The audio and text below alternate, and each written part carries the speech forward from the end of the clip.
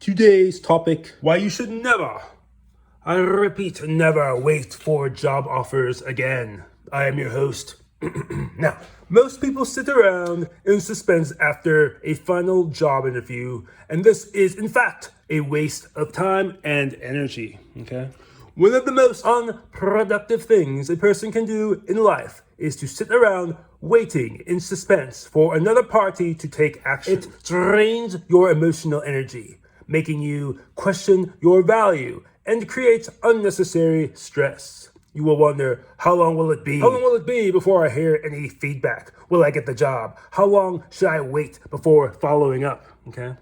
Now, here is what you should do instead. Once you walk out of your final interview, take a few minutes to reflect on it. Okay. Send your standard follow-up email thanking the employer for the interview. Then carry on with your life as if the interview never happened. That's right, as if the interview never happened. Okay? Continue applying for other jobs and reaching out to recruiters and connections. Continue doing research on the best way to answer interview questions. Don't sit around trying to analyze signs the interview went well or poor. Don't follow up after a week or two either. If the employer wants you, they will come to you. Don't beg for a job. Never beg for a job, especially a high-level job. Employers know that the high-value candidates snatched up quickly. Following up makes you seem like you have no other options. And if no one else wants you, why should they? Okay? So, after completing your standard post-interview follow-up, always pretend the job interview never happened. And here is why you should do this. Number one, your time is valuable, okay? Since there is no way to know if you will get the job until you actually get an offer, you can lose very valuable job search time waiting around for an offer. Why wait around for days or weeks just to find out you got rejected? That is time you could have spent finding other potential opportunities, better opportunities, and interviewing for them, okay?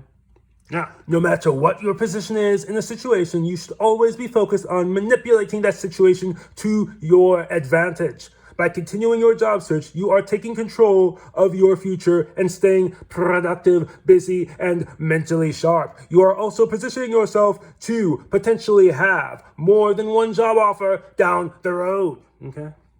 So this puts you in a better position to negotiate salary and perks when an offer finally comes your way. Now you have the power, and that's what you want, okay? Now, it is also better to have an offer come when you are in a position of strength and abundance rather than a desperate situation. Okay? By staying on the search non-stop, you improve your overall chances of getting an offer or multiple offers to choose from. Number two, okay? Better interview and job preparation, okay? Going on many interviews with many different employers will improve your interview skills. You will start to see patterns in the questions you get asked and be better prepared for curveball questions, okay? Everybody occasionally stumbles on interview questions only to think of the perfect response after the interview has already ended. But guess what? Now you can use that perfect response you thought of for another job interview. How about that? Now, as you go on more interviews, the process will start to feel more natural. You will find yourself less nervous and more relaxed on interviews, mostly because you have a better idea of what to expect from the process and you worked out most of your kinks in your interview style. You will sound more confident and more professional with each interview. Another advantage will be what you learn about various employers. A good question to ask in every interview is, what are the most critical qualities a person should have to succeed in this role? Ask every interviewer this question. Remember all the answers they provide and make sure to add these qualities to your resume, assuming you have them. Okay. Use the interview process to become a better candidate and to gain more insight into the skills you need once you land the job. Make this interview process benefit you and work for you before you even land the job. Okay. A general rule for life is to always try to turn a position of weakness into a position of strength. Don't view failures or bad interviews as negative experiences. View them as learning experiences that provide wisdom. Remember, you are the CEO of your life. One common problem that comes from having an employee mindset is it makes you wait around to be led by others. This is why, after a final interview ends, many people don't know what to do with themselves. They are waiting around for an outside factor to dictate the course of their life rather than taking full control of their life at all times. Okay? The hiring process can take a long time. Not getting feedback after a week or two does not mean you won't get an offer. In fact, some people wait months before getting an offer. It all depends on the job, the company, and industry.